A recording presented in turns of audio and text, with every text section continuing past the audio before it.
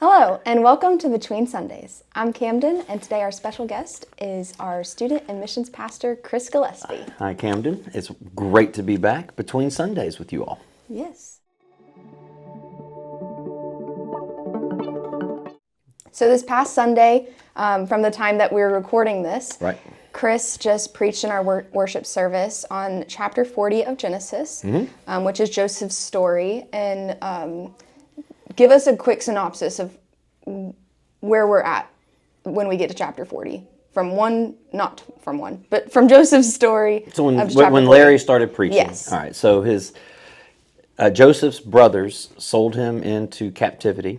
They totally betrayed him. He was shipped off to Egypt.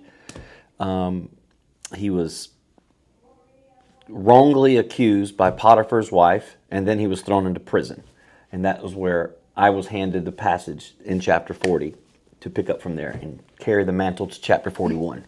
Okay, so chapter 40, you mentioned when you got up on the platform that it was a very difficult passage. Why is that? So the Bible is full of hope. It's full of people in depression. It's full of people being saved.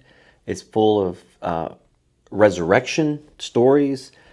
And then you get this passage in chapter 40, which it doesn't start well and it does not end well.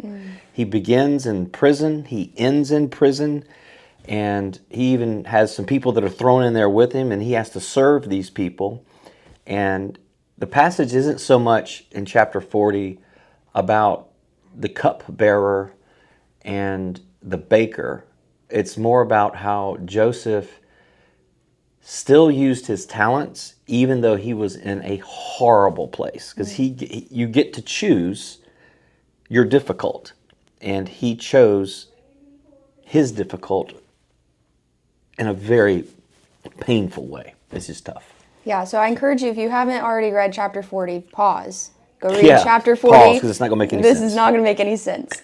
But you just mentioned that you can choose your difficult. What do you mean by that? So life is painful at times, and life has very difficult moments. But we get to choose our difficult. So what I mean by that is you get to choose to, it's very difficult to make a budget. I get it. But you can make a budget, which is difficult, or you can live in debt, which is also difficult. You can choose to forgive the unforgivable, or you can choose to forgive. Because if you choose to not forgive the unforgivable, you're going to live with regret, and regret's tough. I mean, you get to choose, to decide if you're going to stand up to something that is hard, or choose to just ignore it and stand up to something that and believe in something that is easy. We get to choose our difficult every single day. Yeah. We get to choose to be sorrowful, or you can choose to be joyful in difficult situations. So Joseph, he used his gift, and his gift was being able to interpret dreams, and he used his gift to interpret these two dreams for these two guys. And he even asked the first one, and this is what makes it difficult. He asked the first one, can you please, when you go to see Pharaoh, when you get out of here, would you please remind him about me and who I am, and tell them to please let me go. And the passage ends with Joseph in prison, and the passage ends with Joseph being totally forgotten.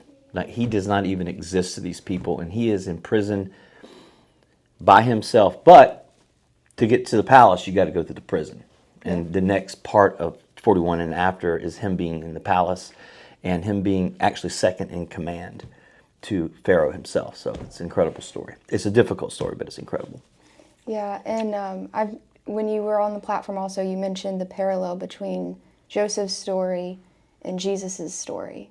Yeah, so there's actually two. I mentioned one. I'll mention that one second. But Joseph in the New Testament, so Jesus' dad, and Joseph of the Old Testament, there's a parallel there too. Okay. Both of those men were able to interpret dreams.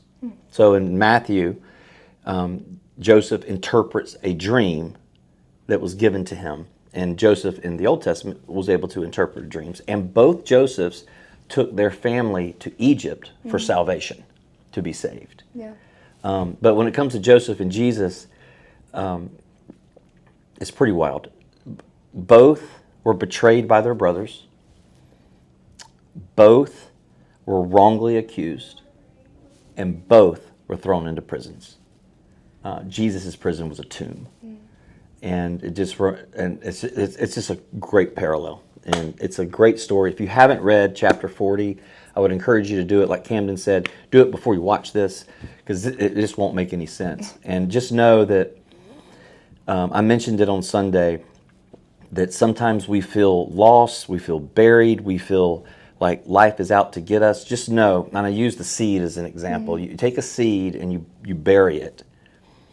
And you put it in the ground. It doesn't look like it's doing anything. But if you dig it up too early, you're breaking apart all the stuff that is happening underneath.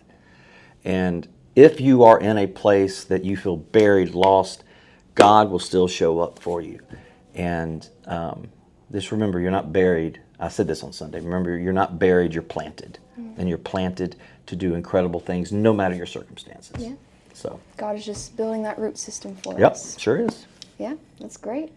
It was great being here with you today. It's great having you. All right. So. Well, if you weren't with us that Sunday that Chris preached, make sure to go visit deermeadows.org and find our worship service from that day and go back and watch it. It's a great sermon. You did an amazing job. Thanks. It's a tough one, but yeah. And as always, if you have any questions, make sure to send them to questions@deermeadows.org. And like and subscribe. Hit the like button. Yep. And the bell. Yes, and if you hit the bell, you get notified when we post onto our YouTube page. So make sure to do that. And until next time. All right. Bye. Have a great day, y'all.